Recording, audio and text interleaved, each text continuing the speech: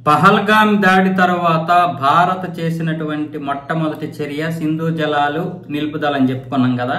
ఈ సింధు జలాల నిలుపుదలతో ఇప్పుడు పాకిస్తాన్ పీక్కోలేక లాక్కోలేక చాలా తెగమక పడిపోతుంది. ఏం చెయ్యాలో తెలియని పరిస్థితి. ప్రపంచ దేశాల ముందు పెడదామా అంటే ఈ సింధు జలాల గురించి 1960లో జరిగినటువంటి ఒప్పందానికి ప్రపంచానికి లేదా ఐక్యరాజ్య సమితికి సంబంధం లేదు. ప్రపంచ బ్యాంకు చేతులు ఎత్తేసింది, అసలు మాకు సంబంధమే లేదని. ఇప్పుడు ఎవరిని అడగాలి?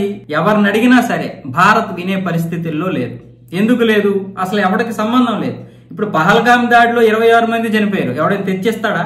దీనివల్ల ఆపరేషన్ సింధూర్ జరిగింది, ఎంతో నష్టం జరిగింది. అప్పుడు కూడా పౌరులు చనిపోయారు, సైనికులు చనిపోయారు. ఎవడైనా తెచ్చిస్తాడా?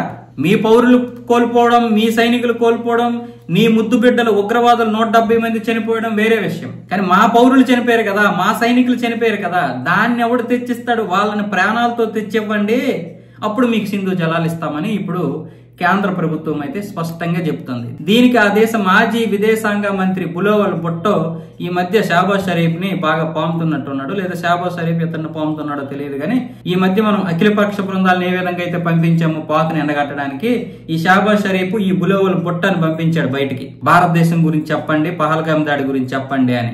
ఆ తర్వాత వచ్చి ఇప్పుడేమొచ్చేసి మాకు గనక మీరు సింధు జలాలు ఇవ్వకపోతే మళ్ళీ యుద్ధం చేయాల్సి వస్తుంది అని ఇప్పుడు చెప్తున్నాడు ఈ బులోవల్ భుట్టో. యుద్ధం చేయడం అంటే ఏంటో మరి మొన్నే కదా మేము ఆపరేషన్ సింధూర్ జరిగినప్పుడు కాళ్ళ బేరానికి వచ్చి అటు అమెరికాకు ఫోన్ చేసి ఇటు సౌదీ అరేబియాకి ఫోన్ చేసి ఏదో ఒకటి చేసి ఆపండి, లేకపోతే మా ఎయిర్ బేస్లు పాడైపోతున్నాయి, లేదంటే మా యొక్క అణు కేంద్రాలు నాశనం అయిపోతాయి, అదే గనక జరిగితే పాకిస్తాన్ సర్వనాశనం అయిపోతే ఏదో ఒకటి చేయండి సార్ అంటే, అప్పుడు ఫైజల్ అనే వ్యక్తి ఎవరున్నారు, సౌదీ అరేబియా యువరాజు, ఆయన ఫోన్ చేసి కాల్పుల విరమణ చేయండి, పాకిస్తాన్ పరిస్థితి బాగోలేదని.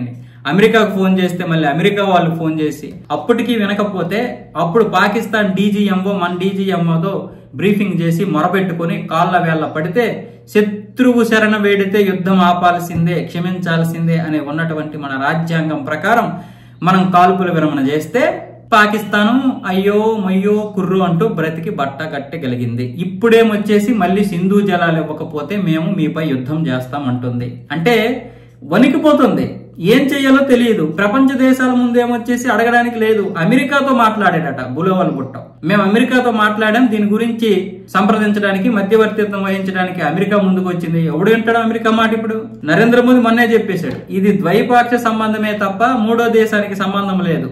ఏం చేస్తారు ఇప్పుడు? అమెరికాతో కాకపోతే ఇంకొకటితో నేను చెప్పుకోండి, చంద్రమండలంలో ఇంకెవరైనా ఉంటే మీ వాళ్ళు చెప్పుకోండి, లేకపోతే ఇంకా స్వర్గంలో మీ వాళ్ళు ఉంటారు కదా వాళ్ళతో చెప్పుకోండి. ఎవరితో చెప్పుకున్నా ఇప్పుడు రక్తం నీరు ఒకే దగ్గర ప్రవహించదని కేంద్ర ప్రభుత్వం నరేంద్ర మోదీ స్పష్టంగా చెప్పేశారు. ఇప్పుడేమొచ్చేసి మీకు చుక్క నీరు కూడా రాకుండా డ్యాములు కడుతున్నారు. సో ఈ డ్యాములు మరో 2 సంవత్సరాల్లో పూర్తవుద్ది. అది ఇప్పుడు ఈ పాకిస్తాన్కి భయం. మాకు రావాల్సిన వాటా మాకు రాకపోతే మాత్రం మేము ఉపేక్షించాం, మళ్ళీ యుద్ధం చేస్తామని ఇప్పుడు బులోవల్ భుట్టో ఏమొచ్చేసి ఈ తాటాకు చప్పులు చేస్తున్నాడు. ఎవడు వింటాడు ఇప్పుడు?